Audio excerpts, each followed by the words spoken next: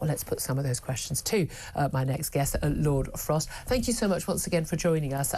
Let's talk first of all about spending cuts. I seem to recall, we spoke to a former Labour cabinet minister about this earlier, that for the last, goodness knows, 14 years, the Labour Party has been saying how terrible it was that there were spending cuts and austerity from 2010 onwards, from Lord Cameron and George Osborne, but now they're looking at ruthless spending cuts. I mean, what's changed? This is one of the things that makes this this approach so ridiculous. We know they don't believe in reducing spending. As you say, they've spent years advocating the opposite. We're now supposed to believe that all of a sudden they're going to sort of slash and burn in the public sector, having just poured a lot of extra money into the public sector. I just don't believe it. I just don't think they're going to do this. Do you think they believe it? That's what I always like to know. I think they're trying to give a bit of a signal. They've already resorted to this let's cut back on waste, which is well, you lot used to talk about this as well, and you never did it. I don't think our record is that much better. We pushed spending up to the then record levels. Now we've been outpaced by the well done, Labour everybody. Party. Yeah. And how's that working for us? It's working badly. We've got the Prime Minister. This is why we don't take his speeches live. He's still talking. It was late because the Wi-Fi went down, which tells you everything. It just tells you everything about this country. But he's talking about removing blockages for AI technology, and how we could be a global leader. AI is happening. It's going to happen. He's saying it can improve productivity, the private sector, and indeed in the public sector. But one of the crucial things is he wants AI technology to be developed here. He wants big companies to stay here. We know some amazing developments in AI have actually come from innovators here. We're really good at this stuff. We've got a lot of really clever people who do this stuff. And then they sell it to an American company or move to America to take their company. We don't see the financial benefits often of it.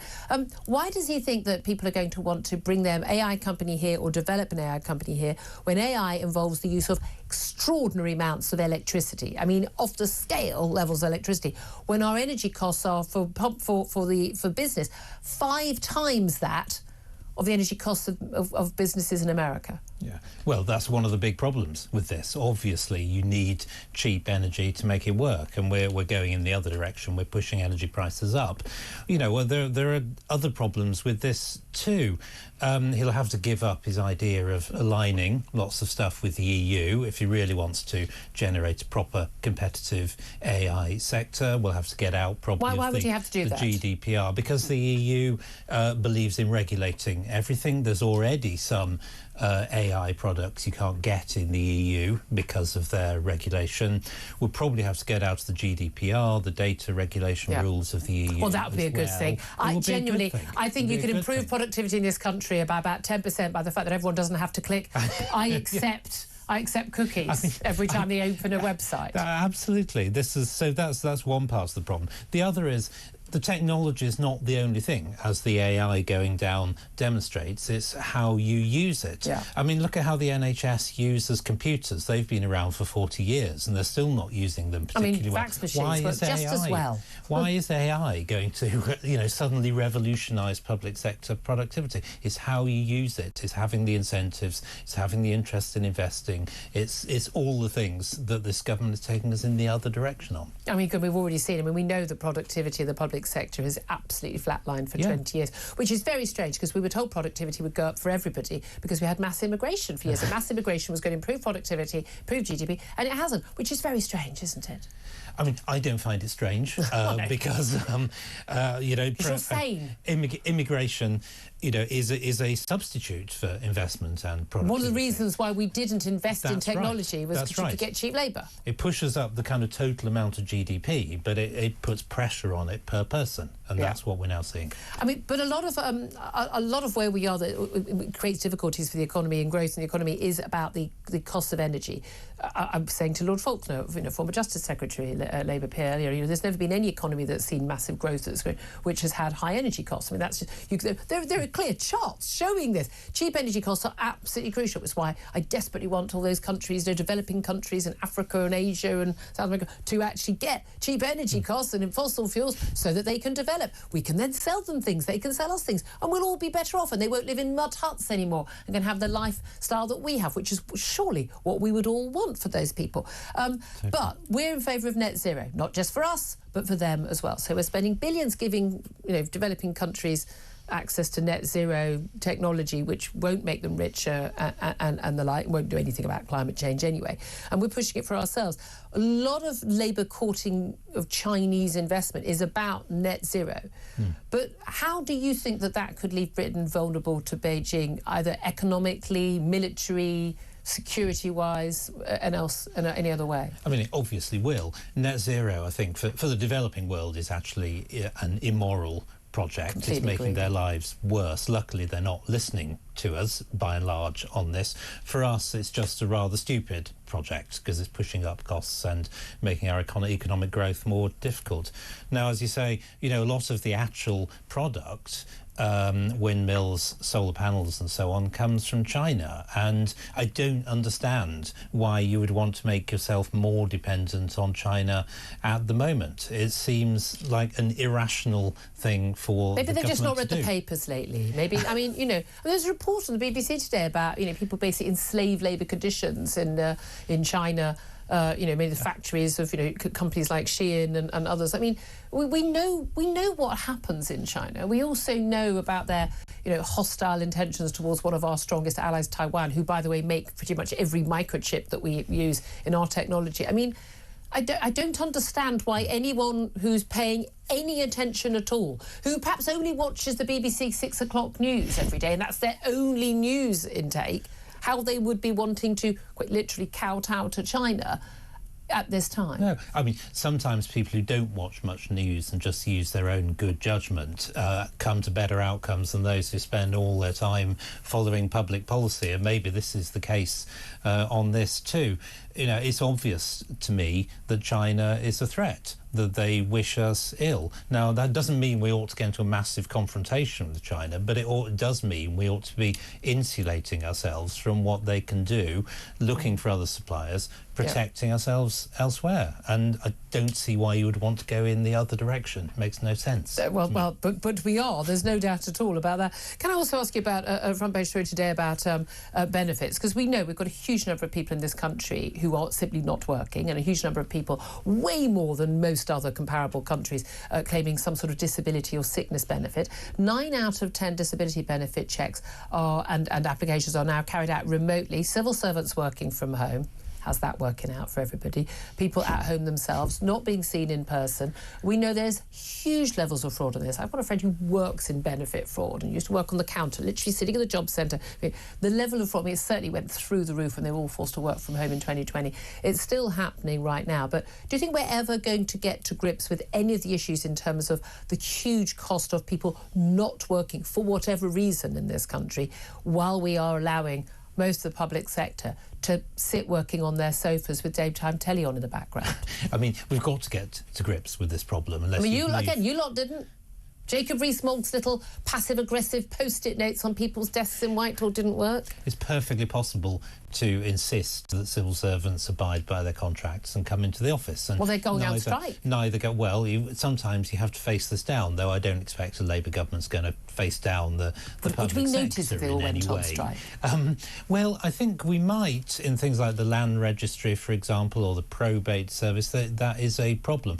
But sometimes you have to enforce management's right to manage. And the problem, one of the reasons why working from home is such a problem in the public sector is that management's extremely weak. It doesn't control, and it lets people get away with things, and that's why we're seeing. So what's your output? Yes, if you get the same number of things done, in fact, if you're working from home, it's more efficient. You should be doing more work rather than less. Absolutely, and it's not happening. Again, that's one of the interesting things. Social workers now working from home. I'm not sure the social workers who failed the children who were the victims of the grooming and rape gangs in Rochdale, Rotherham, 48 plus other cities around the country over the last 20 years would have done a better job if they were working from home, and I'm sure they're not doing a better job now.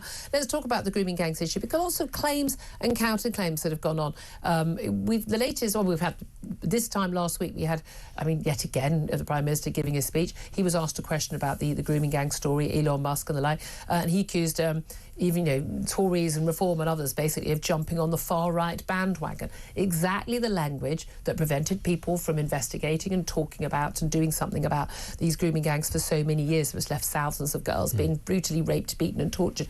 Some girls even murdered by these grooming gangs, and no action taken for many years.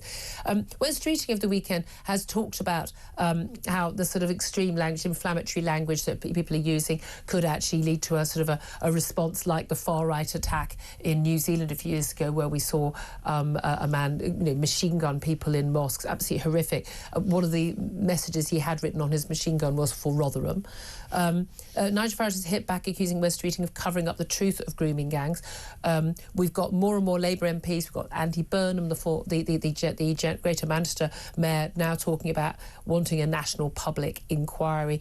Do you think that ultimately there is going to be a national public inquiry and the government's going to have to give in on this? I think they may well have to, given the pressure. I think they should.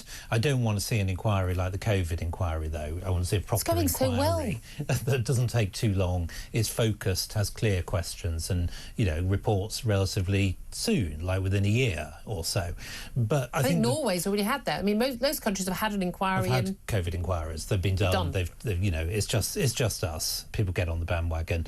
But I think the other problem is you've got to be able to discuss these things, and that's why I really disagree with Wes Streeting about the risk of attacks. Maybe there is a risk, I don't know, but you make it greater by suppressing the issue, telling people they can't talk about it, telling people they can't be honest. That is they much, allowed much Tommy worse they left a big chasm, and Tommy Robinson walked into that.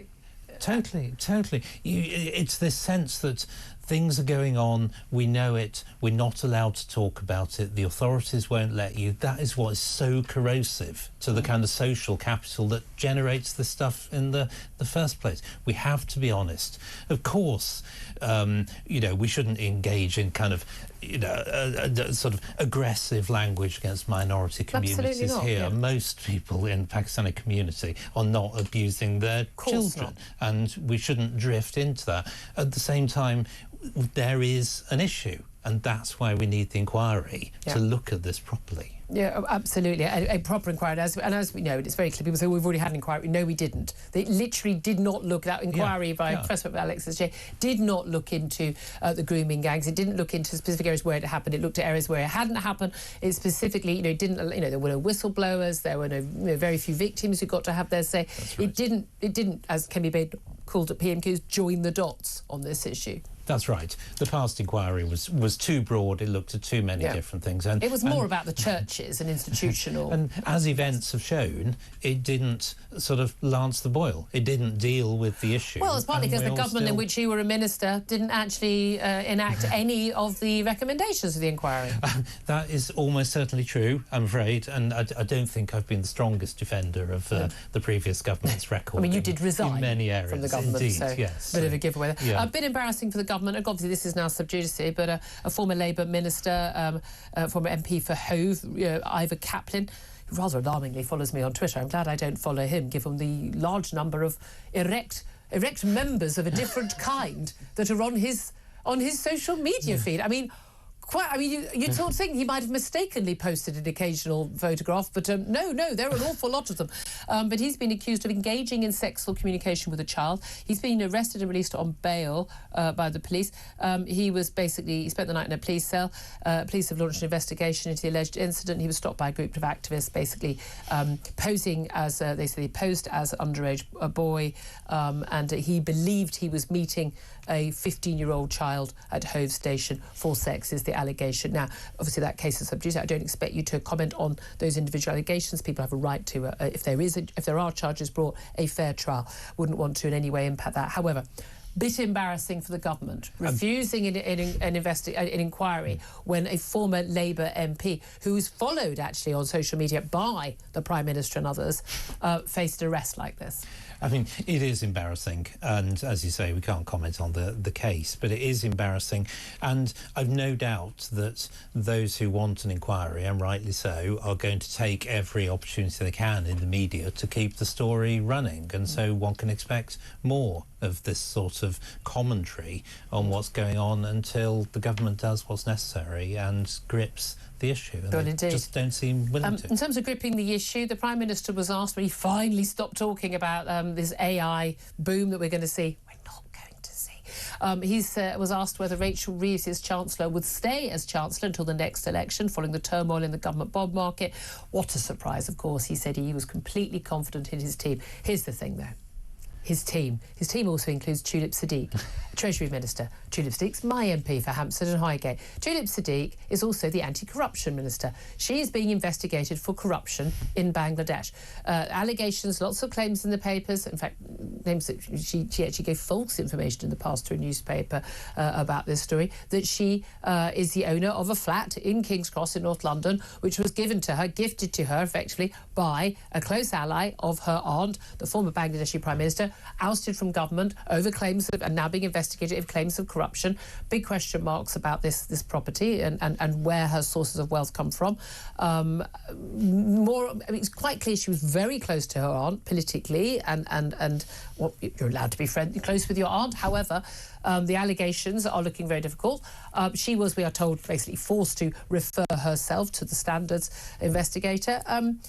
Do you think that when Prime Minister says he has complete confidence in his team, the fact that he has to say that about his Chancellor 6 months into the job, and the fact that he's got a Treasury Minister who couldn't go on the trip to China because of these allegations, do you think both of them are going to stay in their jobs? Well, I don't think Tulip Siddiq is going to stay in her job. I don't know why Keir Starmer's so determined to defend her. Apparently they are very good friends. They actually are family friends. No, yeah, even so, if you're in politics, you've got to be serious about things. And, he's not short of, not particularly competent moralising backbenchers. I'm sure he can replace her find another quite one easily. And she has been known to take quite a high moral tone herself about things over the years. So I think it's very difficult for her. Was it a silly move to appoint her in the first place? This isn't a particularly new story. No, it's been rumbling, hasn't it? But I think the full kind of element of it only came out since the government in Bangladesh itself changed and some of the material started to come out. Rachel Reeves, well, once people start asking you whether you've got confidence in your Chancellor, then you've got a problem, because it ought to be taken as read. As quasi-quatang can attest. Yes, absolutely. And I think we can all see that Rachel Reeves did mess up the budget, that she has kind of performed a sort of assisted dying act on the economy over the last 3 months, and we're now we're going to be in a recession. The economy is shrinking. Do you think we are going to have a recession? I mean, it looks quite likely, at least in GDP per capita terms. It's already falling. They'll bring a load more people in. That's the solution. That might be There's always a solution. one part of the solution. Claire Pistol, listening to all of that, I mean, it is extraordinary. I mean, I remember, I started out as a political journalist, in the late 90s. The idea that there would have been a question to Tony Blair 6 months in, saying, do you still have confidence in your Chancellor, Gordon Brown? I mean, different economic times then, of course. They came in when the economy was booming and the like. But it is extraordinary. There are question marks over not just the Chancellor, but for different reasons, a Treasury Minister. Normally your Chancellor is taken as read, that you have full confidence in them, everything is absolutely fine, you're on the same page. But it's always the phrase, isn't it? I have full confidence. And you know full well that person is going to be gone by the end of the month. Yeah. Whenever a Prime Minister they've already lost a Transport Secretary. They have, and it didn't take very long. Managed to dispatch her very, very quickly. This one's taking a longer time and shouldn't. He's very ruthless. I mean, he's an egomaniac. This is not a man who likes to be questioned, I think. I've always thought that psychologically he's not very, he only started having proper questions asked of him in the election. You could see how tetchy he got. He is going to throw Rachel Reeves out like that the first moment he feels that he's needed to do. Don't you think, David? I do think so. I think he'd be wise to do so. But, of course, there's no point in doing that if you're not going to change the policy, if you're just going to get somebody else in who does exactly the same thing. Do you think the damage there is already done? I mean, certainly a lot of damage has been done. They do need to change strategy, credibly, but I don't think they're going to, because the strategy that will produce growth and get the economy going again is not strategy that the Labour Party believes in. I think you'll find the strategy is going to involve basically tying ourselves to the EU as much as possible, because, of course, the EU economy is all doing so well at the moment. Now, as the former chief Brexit negotiator, we've spoken to you about this many times, there is no doubt at all that there is a bid by Keir Starmer, former shadow Brexit secretary, who spent 4 years desperately trying to stop, or 3 years, trying to stop us actually leaving the EU despite that vote, that actually they are going to be bidding to go back in the EU in all but name. Do you fear that the whole of Brexit is going to be undermined? I mean, of course, they would love to go back into the EU. That's taken as read. The only reason they're saying they won't and won't join the customs union and single market is because they can see public opinion doesn't really like it. I thought we were told that Brexiteers no longer think it was worth doing. That's what I keep being told. I've not met a Brexiteer who thinks that. But they know the reality, and that's why they have to go about it in this secretive way. They are aiming to align big chunks of the British economy and trade with the EU again, and to do it with the thriving anybody EU, noticing. the thriving EU. Yeah, and we need to draw. I will do everything I can to draw attention to what they're doing over the next few months and how damaging it's going to be. We shall try and do so here as well at Talk the Home of Common Sense. It's always a pleasure having a conversation with you. We covered a lot of different topics. Lord David Frost, Conservative peer, former Cabinet Office Minister and former Chief Brexit negotiator.